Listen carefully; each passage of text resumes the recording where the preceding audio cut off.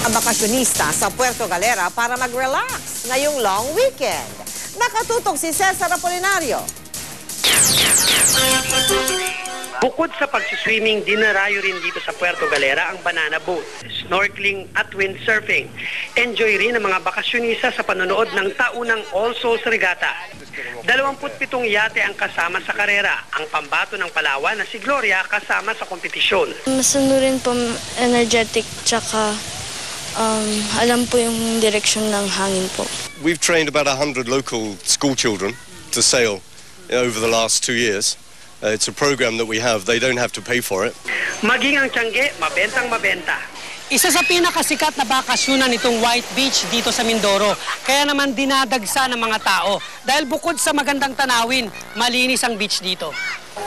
Sa gabi, buhay rin ang isla. Ang mga bakasyonista na umiwas sa pagdagsa ng tao sa sementeryo, gimmick ang hanap dito. Ang sexy star na si Cudette Onasan, pagkatapos na lang daw ng bakasyon, pupunta sa sementeryo. Napagkasunduan lang namin ng friends ko na sama-sama kami right now. So parang, sige, Puerto Galera, wala na kami mapuntahan. So bigla namin naisip, punta tayong Galera na lang. Dahil kada taon, libo-libo ang bumibisita rito, dumudumi ang lugar. Kaya ipinasa ng lokal na pamahalaan ang 50 peso environmental users fee.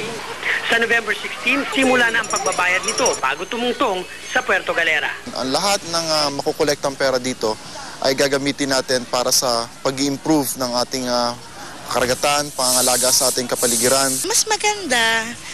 Dapat nga lakihan pa nila. Mas malaki pa sa 50 pesos kapag tungkol sa environmental fee naman. Mabigat siya kasi nga malaki yung babayaran.